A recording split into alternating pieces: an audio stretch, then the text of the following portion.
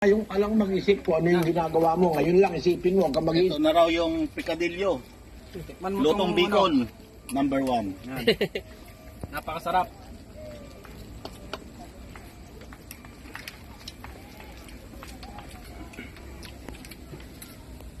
Sarap guys, pikadilyo. Sarap. Huwag mo naman papaistorbo ah. Kamang ano yung ahang niya eh. Tama kagat lang. Wala.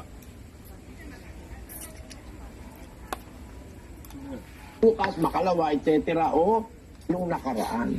Proving that in the standards of the Bible, Buddha is not an enlightened sa man. dahon. I'm not saying this to attack the Buddhist. I just want to save you from error. I just want to save you from the ignorance of your acclaimed prophet. Ang ibig ko lang sabihin, mga kapatid, Okay to bata. ang Biblia walang kapareho sa katotohanang nakasulat, Parang dumagdag yung ano eh. historical yung wise, ng saging. scientific Naging lasang wise, suman. lahat ng wise. No?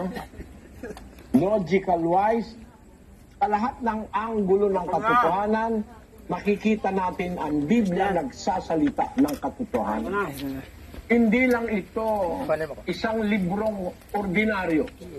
Ito'y isang libro na naglalaman ng katotohanan maraming libong taon na bago pa matuklasan ng tao. Proving that the Bible